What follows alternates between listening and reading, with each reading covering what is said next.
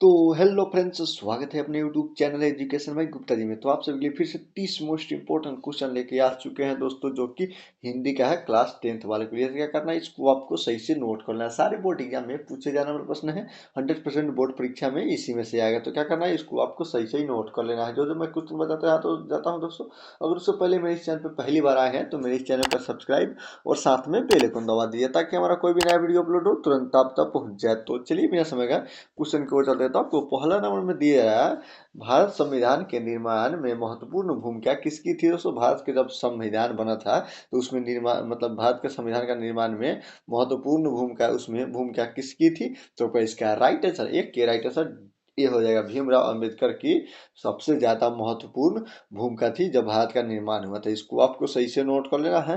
तो चलिए अगले क्वेश्चन को चल देता हूँ। आपको दूसरे नंबर में दिया जा रहा है, मुंडा किस देश की जाति है। तो मुंडा जो जाति है वह किस देश की जाति है। तो क्या इसका राइट आंसर, दो के राइट आंसर डी हो जाएगा, भारत की जाति है मुंडा। इसको आपको सही से नोट कर लेना है दोस्तों।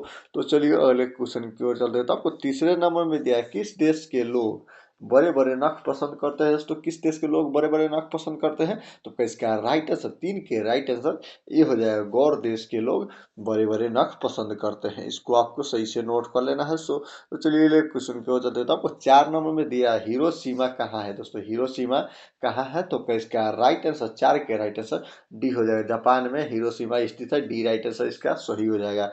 तो चलिए अगले क्वेश्चन की ओर चलते हैं। तो आपको 5 नंबर में दिया है, नागरी लिपि शीर्षक निबंध के निबंधकार कौन है। नागरी लिपि की जो शीर्षक है उसका निबंध के निबंधकार कौन है।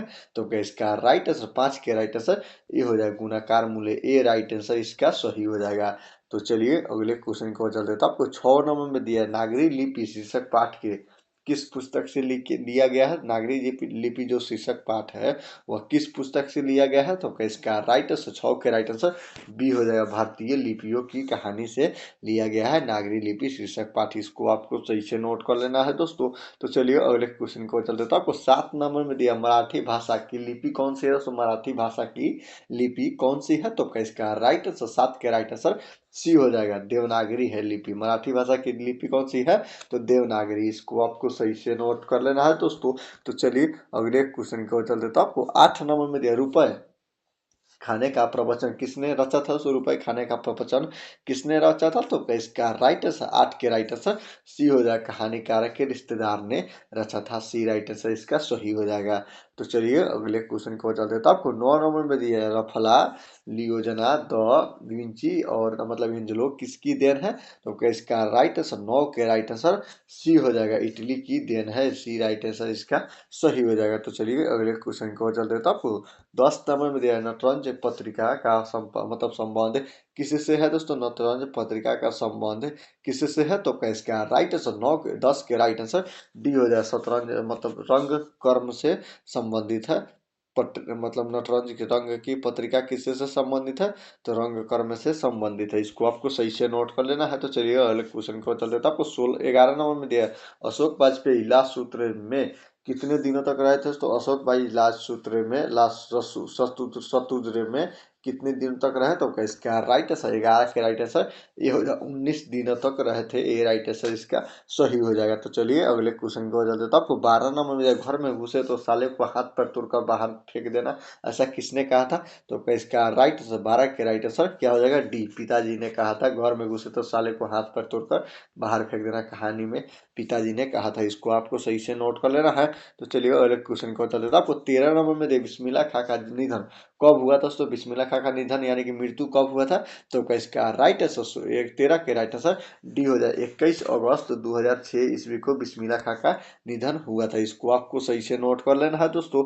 तो चलिए अगले क्वेश्चन को चल देता हूँ। आपको 14 नंबर में दे, गांधी जी की दृष्टि में उदाहरण की बढ़िया शिक्षा क्या है। दोस्तों गांधी जी की दृष्टि में उदाहरण की बढ़िया शिक्षा क्या है। तो इसका राइट आंसर, 14 के राइट आंसर बी हो जाएगा, अक्षर ज्ञान। इसको आपको सही से नोट कर लेना है।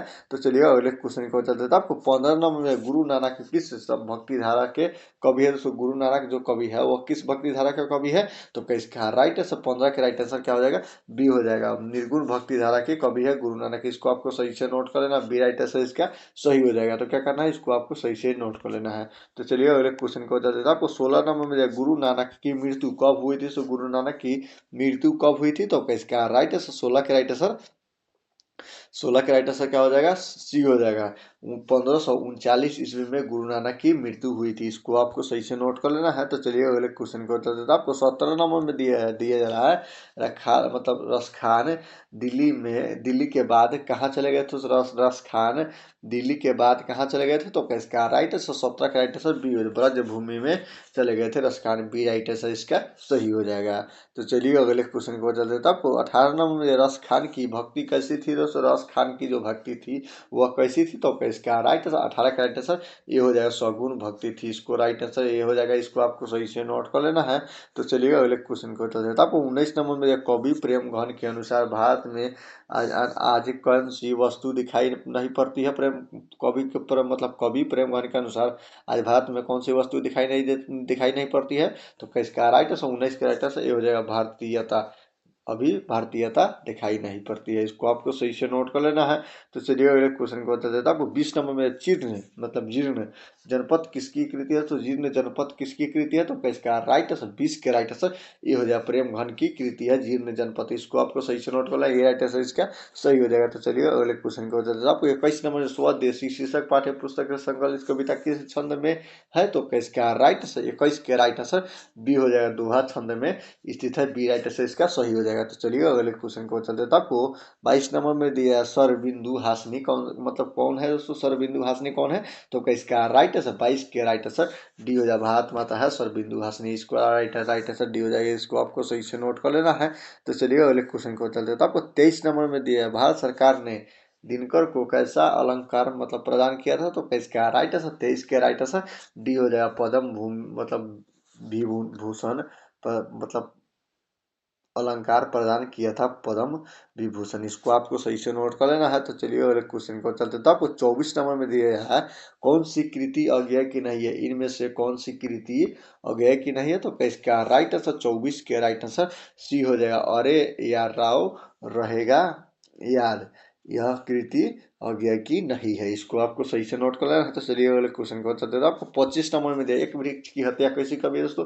एक वृक्ष की हत्या कैसी कभी है, तो इसका राइट आंसर 25 के राइट आंसर सी हो जाएगा, कुमार नारायण की कवि है मतलब एक वृक्ष की हत्या। इसको आपको सही से नोट कर लेना है। तो चलिए अगले क्वेश्चन को दे देता आपको 16 मतलब 26 नंबर में दिया है दुष्चक्र के सप्ताह पुरस्कार वीरेंद्र अग्रवाल को कैसा पुरस्कार प्राप्त हुआ था, तो इसका राइट आंसर 26 के राइट आंसर सी हो जाए, साहित्य अकादमी पुरस्कार प्राप्त हुआ था। इसको आपको सही से नोट कर लेना है। तो चलिए अगले क्वेश्चन को जब देता आपको 27 नंबर में दिया स का उच्चारण कहाँ से स का उच्चारण स्थान कहाँ से होता है, तो इसका राइट आंसर 27 के राइट आंसर बी हो जाए, स का उच्चारण स्थान तालु से होता है। इसको आपको सही से नोट कर लेना है। तो चलिए अगले क्वेश्चन को चल देता आपको 28 नंबर में जाए ई का उच्चारण स्थान क्या है। ई का जो उच्चारण स्थान है वह क्या है, तो इसका राइट आंसर 28 के राइट आंसर बी हो जाएगा, तालु से होता है ई का उच्चारण स्थान।